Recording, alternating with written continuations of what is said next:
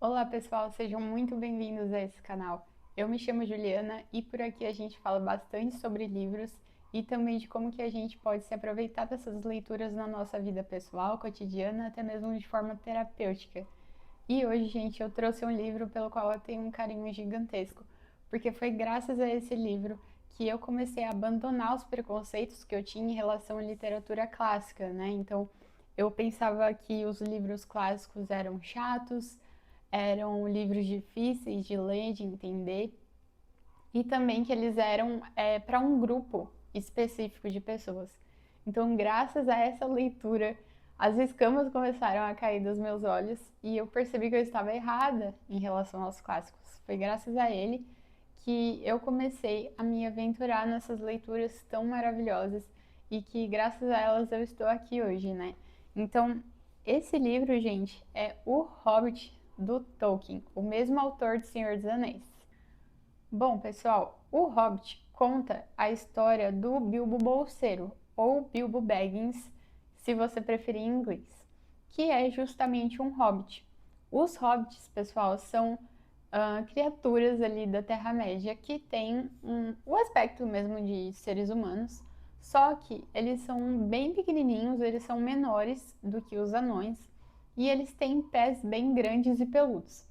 Além dessa questão da aparência física, eles também têm uma personalidade bem típica. Eles são conhecidos por serem sujeitos bem tranquilos, bem pacatos. Eles gostam de sossego, entendeu? Eles gostam de ter tudo ali confortável, gostam de comer bem, gostam de descansar bem, mas no geral são sujeitos bem tranquilos ali, querem viver a vidinha pacata deles no condado. E até onde a gente sabe, o Bilbo, ele não fugia muito desse padrão dos hobbits. Só que chega um determinado dia em que o Gandalf, que é um mago, ele convida o Bilbo a participar de uma aventura. Porque o que estava acontecendo ali na Terra-média, né? Os anões, eles estavam se organizando para embarcar numa jornada para conquistar de volta as terras deles, né? E também o ouro deles que foram roubados por um dragão, né? Que foram dominados ali por um dragão, o Smaug. E aí eles precisariam de um gatuno, que é um nome bonitinho que eles dão para falar ladrão, para ajudá-los ali naquele momento, quando eles chegassem na terra deles e conseguirem de volta conquistar ali tudo que pertencia a eles. E o Gandalf vê no Bilbo esse potencial para ser o gatuno, o ladrão, o bom ladrão dessa embarcação, né, dessa jornada deles. Só que quando o Gandalf faz o convite para o Bilbo embarcar nessa jornada, sabendo que o Bilbo até então tinha ali uma personalidade típica de um hobbit, ele olha para o Gandalf e fala: "O senhor tá maluco? Ninguém aqui tá afim de aventura, de sair, né, da zona de conforto. A gente está muito bem aqui, o senhor pode ir embora procurar esse gatuno em outro lugar." E aí eles encerram a conversa deles e o Bilbo achando que ganhou ali a discussão. Só que o Gandalf, ele faz uma marca na porta da casa do Bilbo. E, gente, isso dá corda, né? Dá continuidade para um capítulo do livro que eu particularmente acho maravilhoso, que também essa cena no filme, que é muito boa também, que é quando os anões começam a chegar ali na casa do Bilbo. E ele fica ali sem entender o que está acontecendo, mas da onde está vindo tanto anão? O Gandalf também, depois no final, acaba aparecendo nessa festa inesperada. E a partir disso, o Bilbo começa a entender o que está acontecendo ali. Quando os anões eles conhecem ali o Bilbo, eles começam a duvidar da capacidade do Bilbo de ser útil ali na jornada, na missão deles. Só que o Gandalf bate o pé. O Gandalf ele aposta no Bilbo porque ele confia no potencial ali do Bilbo para aquela missão, sendo que é o próprio Bilbo duvida dele mesmo. E aí, história vai, história vem, o Bilbo ele acaba aceitando, apesar de ter bastante resistência, a embarcar nessa aventura de última hora. Ele decide embarcar na aventura e vai. E então a gente entra nessa aventura juntamente com o Bilbo. E, gente, tem umas passagens muito legais, muito divertidas ao longo dessa missão deles. Uma das que eu mais gosto é justamente quando o Bilbo ele conhece, ele dá de cara ali com o Sméagol, ou o Gollum, se você preferir. Para quem não sabe, né, ou melhor, para quem não lembra, o Sméagol, ele já foi um dia um hobbit, igual o Bilbo. Só que por causa do anel, né, que essa história do anel vai se desdobrar melhor na trilogia do Senhor dos Anéis, ele acaba ficando ali naquela forma totalmente decaída. Mas isso aí é um assunto para outro vídeo. Bom, eu vou interromper a contextualização da história por aqui, justamente para evitar alguns spoilers. Mas, agora indo para nossa reflexão, gente, uma das coisas que mais me chamou a atenção nesse livro é justamente o potencial que o Gandalf vê no Bilbo, que aparentemente é um sujeito pequenininho, fraquinho, que não tem ali as habilidades necessárias para lutar, para ir numa jornada daquelas, né, que exigia ali muito desconforto, muita força mesmo, muita coragem. Mas mesmo assim, o Gandalf, como eu disse para vocês, ele bate o pé e insiste no Bilbo, falando que o Bilbo, ele era a pessoa certa para ir, para realizar ali aquela missão. E de fato, ao longo da história, a gente vê que o Bilbo se mostra totalmente capaz e digno dessa confiança que o Gandalf tinha postado nele. E não só ali no final, que era, né, o objetivo final dele, que era lidar ali com o dragão, mas também ao longo da jornada. E uma coisa que chama muita atenção também é que o Bilbo, ele pensa em desistir da missão dele várias vezes, principalmente quando ele se depara com a fome, né? O Bilbo ali que estava acostumado a comer do bom e do melhor ali no condado, no conforto da toca dele, né? Da toca dos hobbits. E também em relação ao sono, né? Eles ficavam sem dormir, e quando dormia era em lugares desconfortáveis. Então, diante de todas essas dificuldades, passou várias vezes pela cabeça do Bilbo em desistir. Mas ele foi lá e perseverou até o final. Ele mostrou ali de fato o valor dele. E isso é uma coisa maravilhosa da história do Hobbit. É porque o Bilbo, ele é um herói que a gente não espera, né? Ele é um herói inesperado. Alguém ali que estava tão acomodado, né?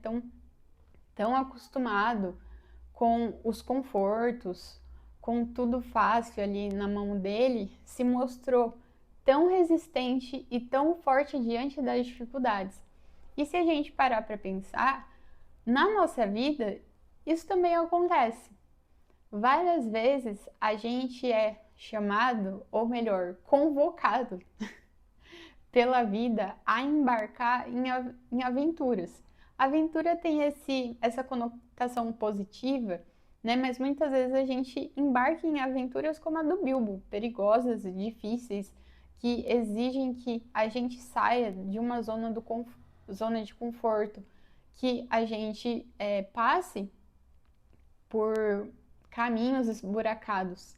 E muitas vezes, diante dessas situações que a vida simplesmente joga em cima da gente, a gente se vê incapaz, assim como o Bilbo se via, de lidar com toda aquela situação. Mas a gente consegue ver também, aprender com ele, de que um passo de cada vez, conforme a gente vai avançando na jornada, a gente vai descobrindo em nós mesmos uma força, uma capacidade que a gente não tinha noção. E uma força e uma capacidade que, se não fosse justamente por essas chamadas, por esses convites da vida, que a vida faz pra gente, né? Se a gente não responder a isso, a gente nunca vai descobrir qual a força, qual a capacidade que a gente tem. Eu gosto muito da logoterapia do Viktor Frankl, e uma das coisas que ele ensina, que ele fala pra gente, é que não somos nós que olhamos para a nossa vida e exigimos dela o que a gente quer, mas é a vida justamente que joga, que faz convites para a gente por meio das situações em que a gente se encontra. Então não é a gente que questiona a vida, é a vida que nos questiona e ela espera da gente uma resposta. E muitas vezes essa resposta que a vida espera da gente exige de nós uma coragem, essa abertura, lidar com a vida de peito aberto. A gente vive numa época em que prega-se muito a ideia de que a gente tem que se poupar.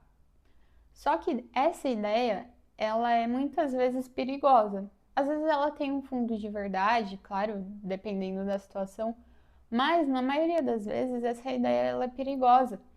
Porque se a gente se poupa de tudo aquilo que é difícil, de tudo aquilo que é desconfortável, a gente vai estar limitando a nossa experiência de vida. Assim como o Bilbo não sabia a força, o potencial que ele tinha até se ver diante de situações difíceis que exigiam bastante dele, que pediam bastante dele, assim também acontece com a gente. A gente vai viver uma vida simplesmente mediana ali na nossa zona de conforto, se a gente sempre olhar para tudo com esse olhar de que eu tenho que me poupar. Tem uma frase que eu gosto bastante do Guimarães Rosa. Deixa eu abrir ela aqui para eu ler exatamente como ele escreveu aqui para vocês. Ele fala assim: a vida é assim, esquenta, esfria, aperta e daí afrouxa, sossega e depois desinquieta. O que ela quer da gente é coragem. E eu acho que essa citação do Guimarães Rosa combina muito com a história do Bilbo, porque o Bilbo ele mostra pra gente que a coragem, ter esse peito aberto para receber os convites e as convocações que a vida faz pra gente, é uma atitude que a gente deveria nutrir. Cada vez mais as pessoas elas estão buscando se resguardar, se poupar, só que isso gera uma infelicidade diante da vida, né? Ainda aí falando da logoterapia do Viktor Frankl, eu gosto muito, gente, de uma coisa que ele fala. Tem um termo, né, que a gente usa na logoterapia, que se chama autotranscendência, que é basicamente quando a pessoa ela para de olhar tanto para ela mesma, para as necessidades delas, para o próprio umbigo, e ela começa a viver por algo além dela mesma. Então, ela tem uma missão na vida dela que ultrapassa, que transcende ela mesma. E isso acontece com o Bilbo. Ele para de viver unicamente para agradar os prazeres momentâneos dele, né? Então, comer bem, descansar bem e não sei o que, não sei o que lá. E ele passa a viver a vida dele para cumprir ali aquela missão, né? E o Viktor Frankl, ele usa uma analogia que eu acho maravilhosa, que ele fala que as pessoas, elas cometem o erro de buscar a felicidade como se a felicidade ela fosse uma porta.